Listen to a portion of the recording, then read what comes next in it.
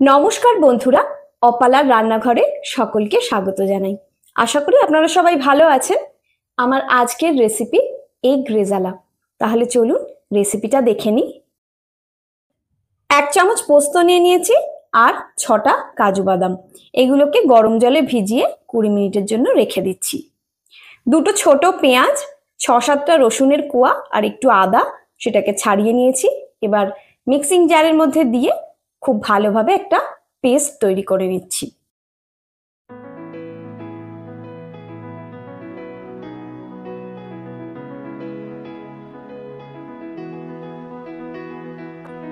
একটা ছোট পেঁয়াজকে কুচিয়ে নিয়েছি, এটা পরে কাজে লাগবে।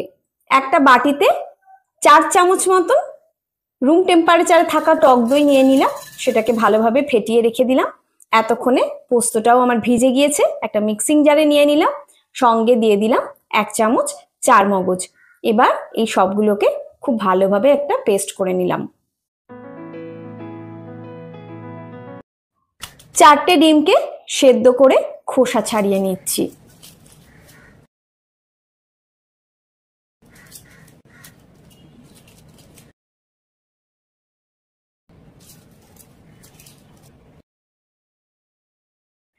এবার ডিমগুলোর গায়ে হালকা হালকা করে ছুরি দিয়ে একটু কেটে নিচ্ছি, তাহলে ডিমগুলো ভাজার সময় ফেটেও যাবে না, আবার এর মধ্যে মশলাটাও ভালোভাবে ঢুকবে।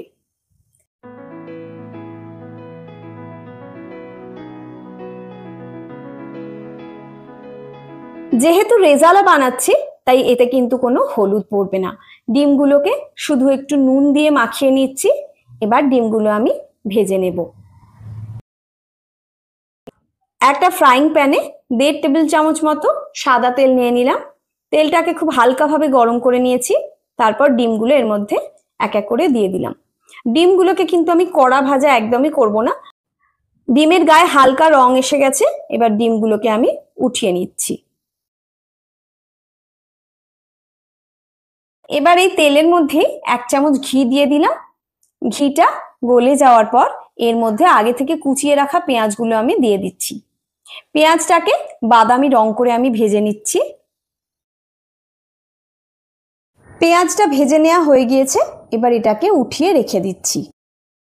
এবার গরম মশলা ফোড়নের জন্য 2টো তেজপাতা নিয়ে নিয়েছি, সঙ্গে নিয়েছি কয়েকটা গোটা গোলমরিচ, 3টে ছোট এলাচ, 3টে লবঙ্গ, 2টো শুকনো লঙ্কা আর একটা বড় এলাচকে ভেঙে তার থেকে কয়েকটা দানা।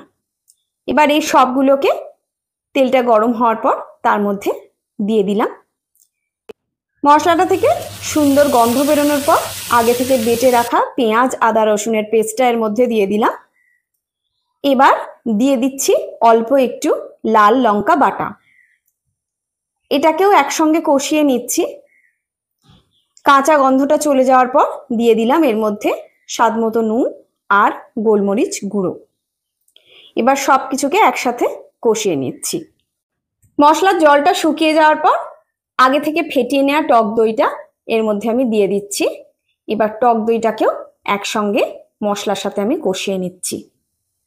মশলা কষানোর সময় আগাগোড়ায় কিন্তু গ্যাসের ফ্লেমটা লো টু মিডিয়ামে রেখেছি।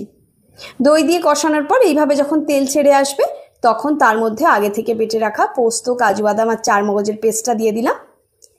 বাটিটা একটু জল দিয়ে ধুয়ে সেই জলটাও এর মধ্যে দিয়ে দিলাম। এবার ভালোভাবে মশলাটাকে কষিয়ে নিলাম।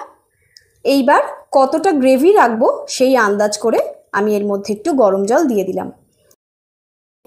মশলার সঙ্গে গরম জলটাকে ভালোভাবে মিশিয়ে নিয়ে দিয়ে দিলাম এর মধ্যে অল্প একটু চিনি আর নুন, আর সঙ্গে দিলাম সামান্য একটু গোলমরিচ গুঁড়ো। সব কিছুকে একসঙ্গে মিশিয়ে নিলাম আরও একবার। এবার আগে থেকে ভেজে রাখা ডিমগুলো এর মধ্যে দিয়ে দিলাম। এবার গ্রেভির সঙ্গে ডিমটাকে 3-4 মিনিট ধরে ভালোভাবে ফুটিয়ে নিলাম। তারপর আগে থেকে ভেজে রাখা পেঁয়াজগুলো এর মধ্যে দিয়ে দিলাম। পেঁয়াজটা দেওয়ার পর 2 মিনিট মতো আরও ডিমটাকে একসাথে গ্রেভির সাথে ফুটিয়ে নিলাম। তারপর সব শেষে এর মধ্যে 1 চা চামচ কেওড়ার জল দিয়ে গ্যাসের ফ্লেমটা আমি অফ করে দিলাম। রান্না আমার হয়ে গিয়েছে, এইবার পরিবেশন করে নেব। ভিডিওটা সম্পূর্ণ দেখার জন্য অসংখ্য ধন্যবাদ। রেসিপিটা যদি আপনাদের ভালো লেগে থাকে তাহলে ভিডিওটাতে একটা লাইক দিয়ে আমার চ্যানেলটা সাবস্ক্রাইব করার অনুরোধ রইল। আপনাদের একটা লাইক কিন্তু আমাকে পরবর্তী ভিডিও বানানোর জন্য অনেক উৎসাহ দেবে। সবাই ভালো থাকবেন।